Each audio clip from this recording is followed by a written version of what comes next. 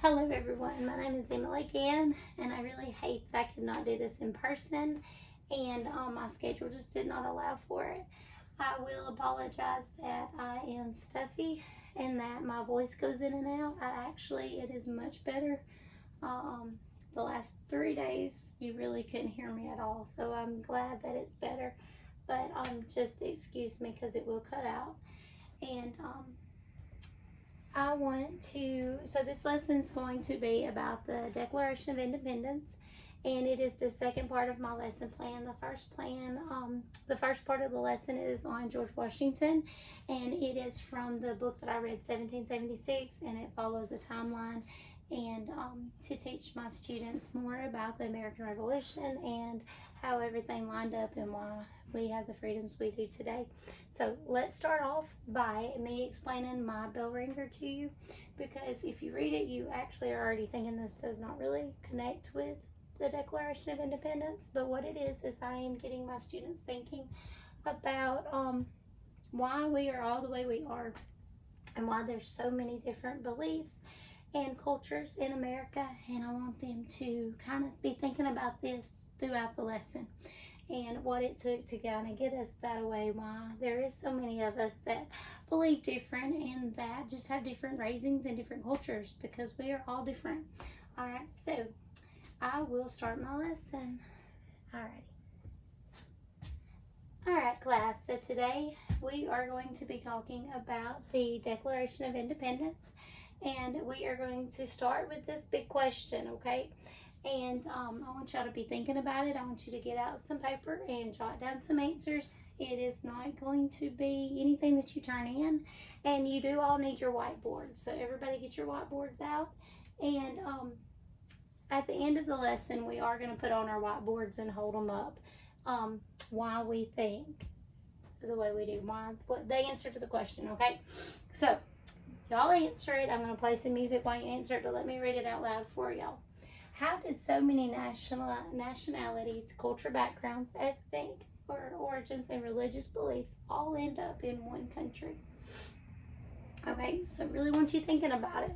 How did we all end up here, okay? And really think about that. How many, just in this classroom, have different cultural backgrounds? You're from different ethnic origins, and you have different beliefs, religious beliefs, okay? And how is it that we are all able to work together even though we have different beliefs? Okay, now think about it, write down your answer, and listen to the music. This is European music from American Revolution time, 1700s.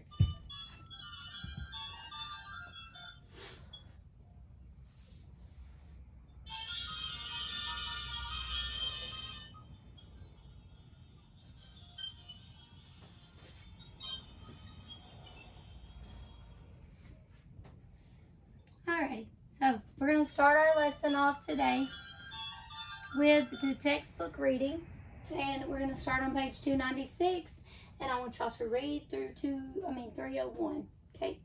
Before you start reading, though, I'm going to get y'all started off, okay? Let's refresh our memory, okay? This timeline at the top of your page on 296, it starts with 1775. Think back. What do y'all know about 1775? All right, anybody want to read it for me? All right, Congress chose Washington to command the American Army. Okay, so Washington, that's why y'all remember that date, Washington. Okay, then almost a year later, Congress approves the Declaration of Independence. So the Declaration of Independence is actually signed, approved on July 4th, 1776. All right, so before y'all start reading, everybody close your eyes. And this first little part is wanting you to pretend that you're there. It wants you to pretend that you're in Philadelphia, Pennsylvania State House. Okay, so everybody close your eyes and just listen to me read. It is a tense moment here in Philadelphia's Pennsylvania State House, where the Continental Congress faces a difficult decision. Who should command the newly formed American Army? John Adams raises to speak. There is one man, he says, who can lead the army and unite the colonists better than any other person in the Union. This man has skill and experience and great talents. The members of Congress listen eagerly. Many are not sure who John Adams is about to name. I bet y'all are already kind of picturing a certain person, right? Y'all all know.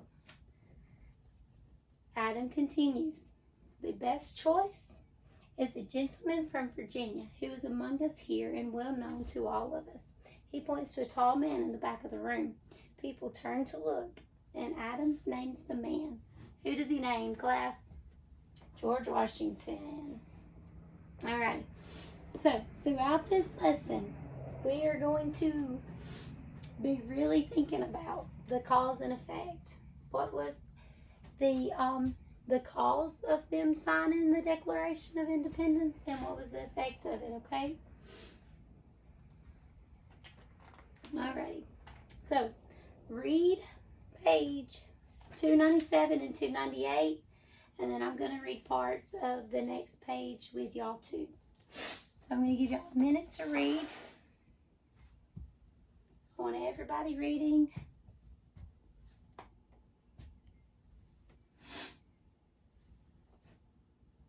Alright, for video purposes, I'm going to go ahead and start with page 299, and I want y'all to follow along. So, the Declaration of Independence, Jefferson explained why the American colonies must declare independence from Britain. The argument in the Declaration was fairly simple. Jefferson stated that people are born with certain unalienable rights, meaning rights that cannot be taken away. So, Thomas Jefferson said that everyone is born with rights and that you cannot decide those rights for other people. Everybody gets to decide their own, okay? And so he said this, and we will say it again later on, and it's one that I want y'all to memorize, okay? This is a quote from Thomas Jefferson that y'all will be responsible for memorizing, okay?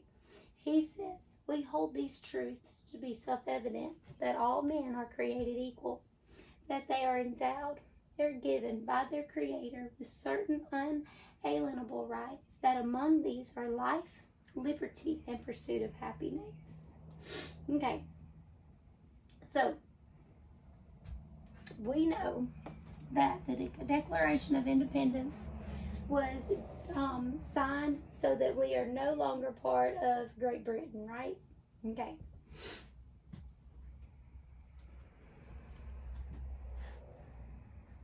All right, we know this because y'all have already read this. Okay, y'all already did a novel study on this book, and y'all actually did very well on it. So we're just going to dig in deeper to why we declared independence from Great Britain, okay? Alrighty, first we're going to do an activity, fair and unfair. Okay, so I want y'all to divide up into 3 groups, and I will give y'all, every group's going to get a piece of paper that has fair and unfair, okay? Every group gets one. So I'm going to call I'm going to give everybody a number, and you get in your group. So 1, 2, 3, 1, 2, 3, 1, 2, 3, 1, 2, 3, 1, 2, 3, 1, 2, 3. Okay, all the 1s here, 2s here, 3 here. Okay, so I am going to give you a prompt, and I want you to discuss with your group if it's fair or not fair. Okay, we're going to do 2 of these. Then we're going to actually talk about what fair actually means, okay? And then we're going to do 2 more. Okay, so I want y'all to discuss what it is. Okay, if the prompt that I'm saying is fair or unfair. So let's get started. Alrighty, so the first prompt, let me find my page.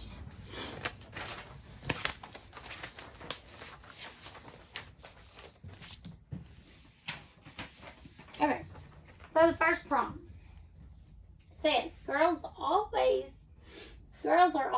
allowed to line up to go home first. Is that fair or not fair? Should the girls always get to go first? Is it fair or not fair? And you discuss with your group. I want everyone talking. I'm watching, and I want everybody giving your opinion. everybody talks in your group.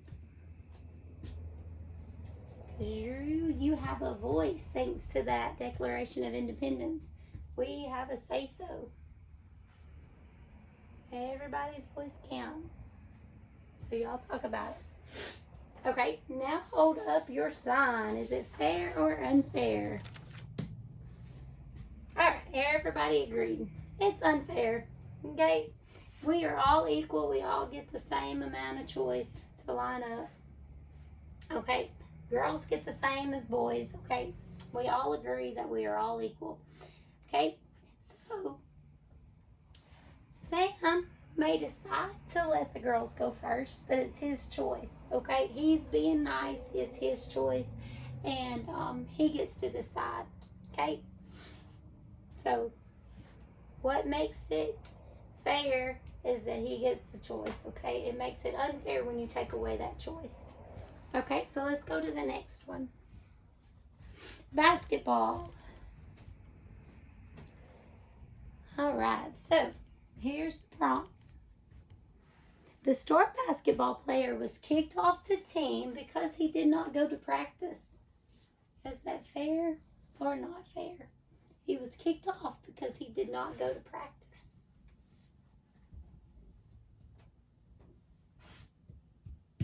All right, discuss. Everybody's talking. All right, now hold up your sign. What did your group decide on? Unfair. Yeah, I agree. Y'all did pretty good on these. Y'all didn't have much discussion. Y'all all kind of agreed on these two. Yeah. Really, it is unfair. I mean, it is fair. You know, he gets kicked off the team because he didn't go to practice. Everybody had the equal amount of chance to go to practice, and he knew the rules. He didn't listen, so he got kicked off. That's fair. All right. All right. So, what does fair really mean? What is the definition of fair? So talk. Talk in your groups. What do you think fair means? When something is fair. Okay, so listen up. Fairness is the equal rights to an object or an opportunity or being treated equally in a situation.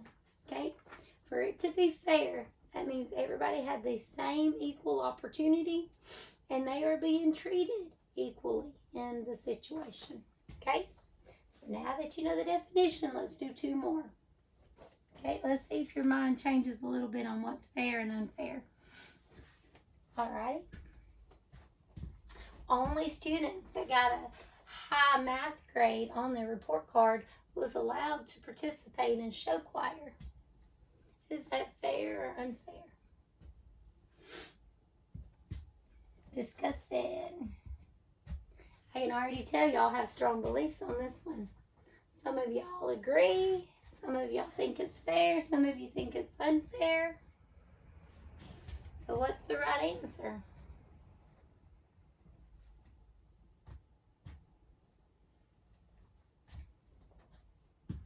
All right, y'all share your opinions. One person from the group.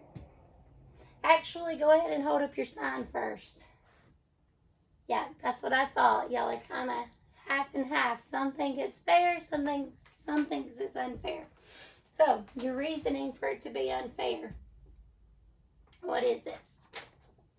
Why would it be unfair? Okay, I agree. He and she and he may not have the same opportunity to do good in math. She may be really good at singing and dancing and not so good at math. And she may be really good at reading. He may be really good at reading and not so good at math. Okay? So should they be punished and not get the opportunity to do show choir? Okay. Good point. Really good point. Why do you think it's fair? Because she or he may not be trying their best, so they don't deserve to do show choir? Yeah, I like your reasonings, okay? Both of those are very good. So in this case, I would say it depends on the whole situation.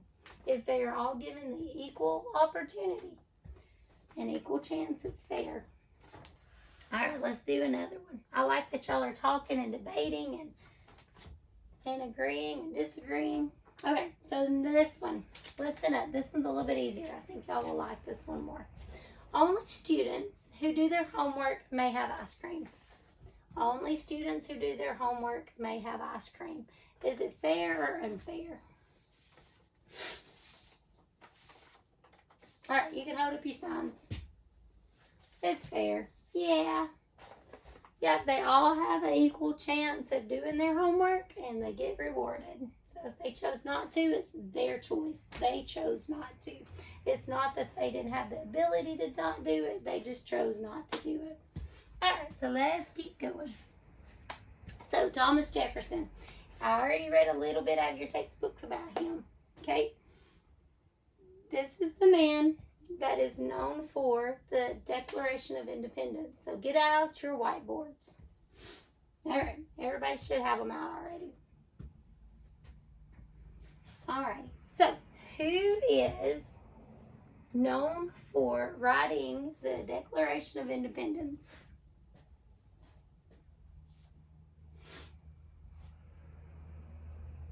All right, everybody show me your board. Everybody got it. Good job. All right, Thomas Jefferson, if you were paying any attention whatsoever, you got it right, okay? Because it's on the screen. All right, so this is Thomas Jefferson, known for the Declaration of Independence, okay? He's also known for this quote. All right, so listen up because I'm going to ask you another question for you to write on your board, and I'm not going to show you the answer, okay? So we're going to read this now together because this is the quote I want you all to know.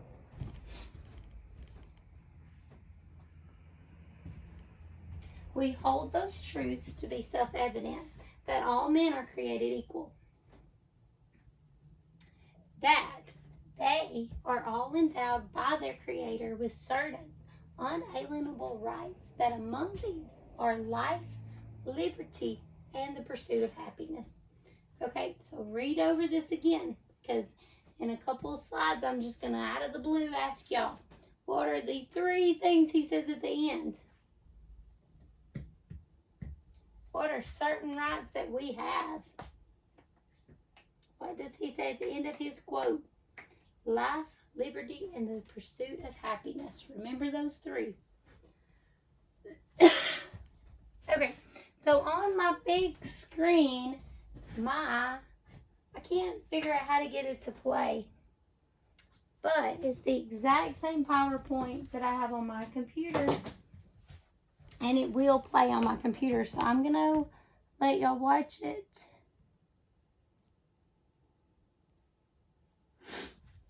I'm acting like it's touchscreen and it's not.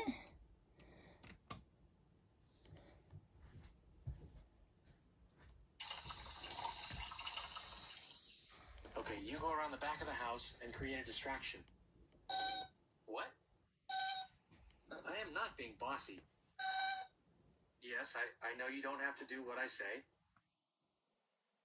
Dear Tim and Moby, what was the Declaration of Independence all about? From Darren. Hey, let's take a break. The Declaration of Independence was just that. In 1776, the 13 American colonies declared that they were going to form a new country, totally independent or separate from Great Britain. Well, up until that time, Great Britain had ruled the colonies. Alrighty, I want y'all all to look at this map right here. I wished it would pull up on my phone, which is what I'm casting, but it's not pulling up. It's the same PowerPoint, it's just not pulling up. So I'm trying to get it where you can kind of see the screen. Okay, because I want my whole class to see this map, okay? This is the 13 colonies. This is Great Britain, okay? They want to have all this control way over here, but they're not giving any of these people any say-so. Okay, so I really want you to see this map. Okay, this is the Atlantic Ocean. Okay, so listen up. Even though they were all the way across the ocean, it made a lot of sense at first, maybe, but the colonies developed their own identity, and they had a lot of disagreements with their British rulers. In 1774, representatives from 12 of the 13 colonies met in the First Continental Congress.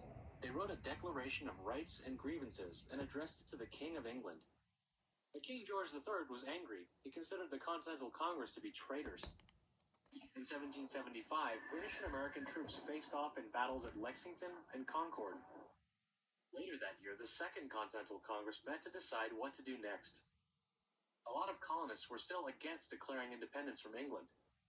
And in January of 1776, Thomas Paine's pamphlet, Okay, so again, why do you think some of the colonists was a little worried about signing a Declaration of Independence? Why do you think they were a little bit scared? Okay, because Great Britain is what they knew. That's where most of them came from, and they liked having that protection. Okay, without that protection, they didn't really know what was going to happen. Now, did they agree with the way Great Britain was handling things? No. But they they were scared to make changes, okay? So let's keep watching. Sense came out. He argued that since the colonies got nothing out of their relationship with England, it was common sense to become independent. His forceful argument won over a lot of people. In June of 1776, a declaration committee of the Second Continental Congress drafted a statement of independence from Britain. The Declaration Committee included Thomas Jefferson, Benjamin Franklin, John Adams, Roger Sherman, and Robert R. Livingston. Jefferson was chosen to write the first draft. He divided the Declaration into three main parts. Okay, so on your whiteboards, who did it just say was responsible for writing most of the Declaration of Independence? Write it on your board, cover it up, and I'll let you show me in just a minute. What was the guy's name who wrote the Declaration of Independence? I know y'all know this. I'm giving y'all easy ones. Y'all got this. All right, show me your boards. All right, good. Good. Making sure we're all on the same page. The first part laid out basic human rights, life, liberty, and the pursuit of happiness, and all men created equal. Jefferson also included the right of the people to revolt against bad governments. The second part was a list of grievances or complaints against King George III. The third part of the Declaration was a formal statement of independence. John Adams and Ben Franklin made a few minor edits to Jefferson's draft, but overall they were pretty happy with it. The Continental Congress adopted the Declaration of Independence on July 4th, 1776. Yeah, that's why we celebrate. Okay, another important date that I want y'all to remember. July the 4th, 1776 is when the Declaration of Independence was signed. Independence Day on July 4th. On August 2nd, 1776, most of the delegates of the Continental Congress formally signed an official copy of the Declaration. Okay, I think we finally got enough ammo. You're revolting? Against me? Uh-oh. Okay. And I am sorry about that, but I like it on the big screen, but for some reason the play button wouldn't show up on my cell phone. So it doesn't cast right. Okay, so let's look at the map again. Okay, y'all remember the map from the video. The map in the video showed the ocean in between, okay? And so Great Britain was way over here. These are the 13 colonies, okay? So look at that. Those are the original 13 colonies. So it was one member from each colony that all met and decided that, hey, we are going to gain our independence, okay? They thought it was worth fighting for. Okay, so 1776, let's do a reader's theater, okay? Let's do this to kind of get y'all up and moving and paying attention. And maybe some of this will click more. Y'all like these, don't y'all? Okay, so I want a set of British and a set of colonists. If y'all can divide up, y'all can divide up on your own. I want your groups to be equal-ish. Okay. All right. So the boys are my British and my girls are colonists. That's fine. Okay. So let's go. So I'm going to give you two things. This is going to have the British and the colonists. Okay. Y'all are my British. Y'all are my colonists. And one person is going to be my speaker. Okay. So let's get it over here. Okay. Alright, so my British colonists, right? Alright, so British, this group over here, I want you to read this. I know this is a lot of words on a PowerPoint. It's just so I don't hand out worksheets, okay? I want y'all to read this, and the colonists, y'all are reading this. I want you to read over it a few times. I want you to discuss it, because if you're British, I want you to know this point of view. I want you to know why the British believed this, okay? Why they thought they were right. My colonists, I want you to see your point of view, okay? Y'all are the colonists. I want you to know why you believe this way, okay? Even if you don't agree with one way or the other. You're in theater. This is your character. You're the British or you're the colonists. So read over it. I want y'all to talk about it a little bit, kind of see their point of view on it, and then we're going to act it out, okay? If you can speak in a British accent, go right ahead. But if it's going to make you giggle, don't try it.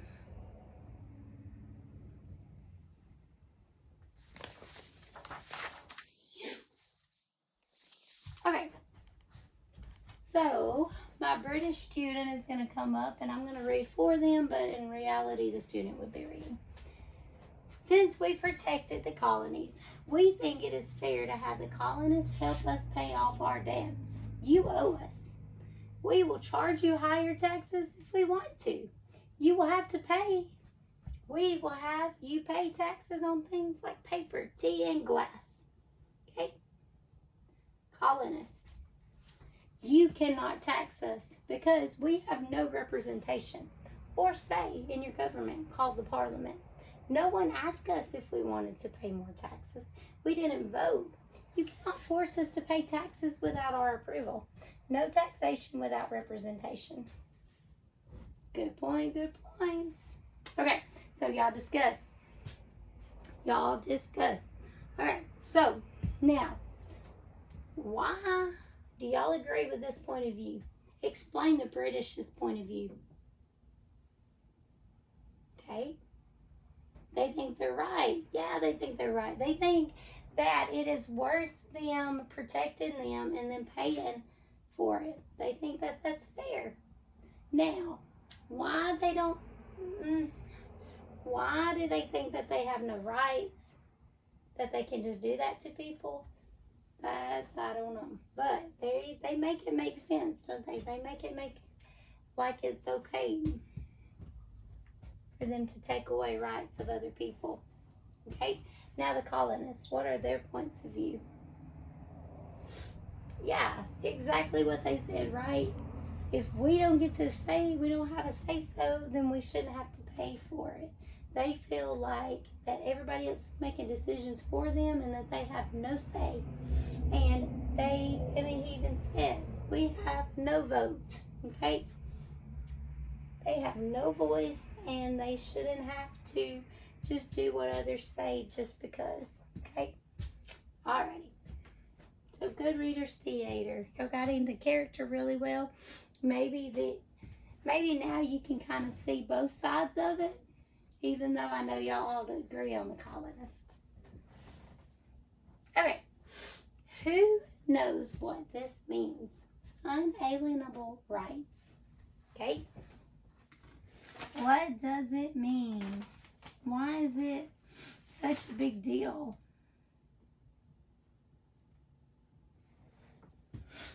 Think about it. Y'all discuss it. Y'all are still in your groups. Actually, let's go ahead and write in just a couple of words on your whiteboards and hold them up. And I'm going to read some of y'all's, the ones that I like, the ones that are good. I may end up reading all of y'all's. What is the definition? Write just a couple of words on your whiteboards and hold them up for just me to see. Unalienable rights. Okay, alrighty, so I like it. Y'all are saying that it is rights that cannot be taken away, rights you're born with, rights that you're given just for being human. I like them. That's exactly what it is. Okay, it is rights that you are born with. It's rights that cannot be taken away. It is life, liberty, and the pursuit of happiness, okay?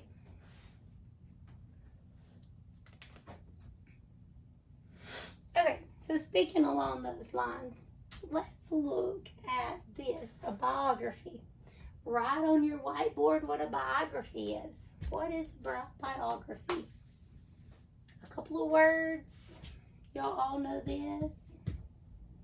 Okay, it's something written about a person, okay? A life story, a nonfiction account of somebody's life, right? Okay, Phyllis Wheatley, okay?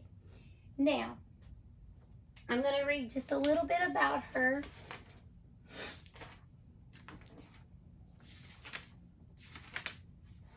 Alright, so y'all listen up.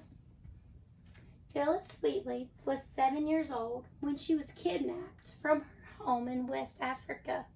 She was shipped to Boston and sold as a slave to a wealthy Wheatley family. Okay, so picture that. She's a 7-year-old girl who lived on a different continent, and she was kidnapped and sold to Americans. Okay, pretty sad, pretty sad. The Wheatley family realized that Phyllis was extremely intelligent. They encouraged her to study, which very few slaves were able to do. In 1773, she became the first African American to have a book of poetry published. So, Phyllis Wheatley liked poetry, yes. Okay, that same year, Phyllis was released from slavery. Now famous throughout New England, she became a strong supporter of the colonists' struggle for freedom from Britain. Okay, so she was kidnapped as just a child, and then she became one that was fighting for separation from Britain, okay? In 1775, she wrote a poem about General George Washington. Okay, so who did she write a poem about? George Washington. He liked the poem so much that he invited Phyllis Wheatley to come visit him. Phyllis Wheatley also spoke out against slavery. She wrote, "In every human, God has implanted a principle which we call love of freedom." Okay, so another important quote. I'm going to say it again. In every human, God has implanted a principle which we call love for freedom. Okay, so Phyllis Wheatley, she believed that everybody was born free and that nobody else gets to say that what they can or cannot do. Okay, everybody has a voice and has the right for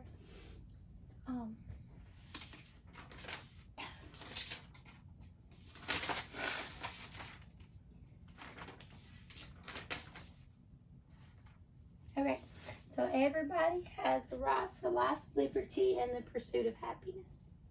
So Phyllis Wheatley, okay, remember what she did and what she overcame. Okay, so you remember at the very beginning I told y'all to remember we were going to talk about the cause and effect. Okay, why did we have to declare independence from Great Britain? Why did we have to do that? Why did we? Write it on your whiteboards. What was the cause of this declaration? Okay, hold up your whiteboards. Yeah, y'all did great. The cause is because things were unfair. Yeah, just as simple as that. Things were unfair. We were not free. Okay, we were being told what to do without any representation. What is representation? Any say, right? We could not vote. We didn't have a say. Okay, so the cause of all of that, what was the effect of all of that? Okay, we know what caused it. What was the effect? And y'all write that on your whiteboards. The effect. Alrighty, and flip your whiteboards over. Show me your answers. The effect was the Declaration of Independence. We fought and we said that, hey, we have got to have freedom and that we deserve it and that we are born with certain rights and that we should get to express those rights.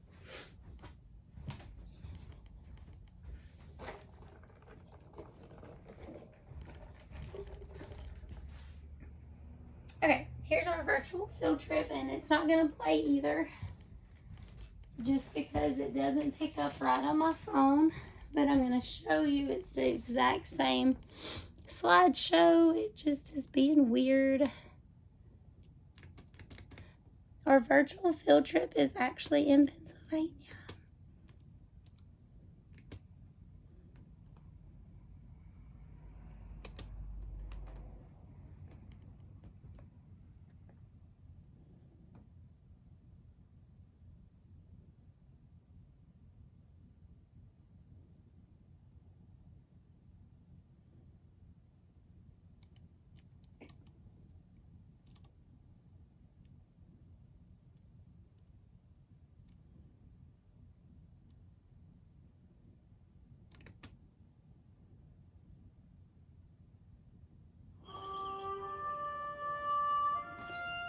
And for time's sake, I'm going to rush it along.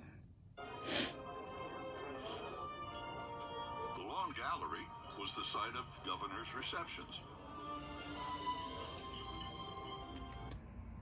A nation was born based on the ideals of self-government. 11 years later, state delegates returned to create a framework for those ideals, the United States Constitution. Alrighty, so that was our virtual field trip. Alright, and I know I'm running short on time, so let me go to the next slide. Okay, so I want you to collaborate with one another, talk about it, and then I just want one paragraph of what the Declaration means to you. Okay, just one paragraph, not too bad. But you got about 5 minutes to talk it over with your group, and then I want you to go back to your desk, write one paragraph, put your name on it, and you're going to turn it in. Alrighty, so this is the book that inspired the lesson plan. I read this, I guess a couple of months ago now, and it talked a lot about George Washington and about his beliefs and what he fought for. Alright, so this lesson plan, I went by this when I made it. We did the novel study first, so a lot of this was review and helping them remember, and then we built on the understanding of why the colonists wanted independence, and we applied it through the Reader's Theater, which in actual classrooms, I've seen that the Reader's Theater, everybody really gets into it, and so I wanted to put that in. It's hard to show that with a fake classroom. But analyze the fair and unfair activity. I wanted them to relate on understanding what is fair and what our rights are. Evaluate. We evaluated when we did the cause and effect. We saw the cause of the independence and the effect of it. And then the create is our collaboration. We were able to talk about things and then write it down on paper.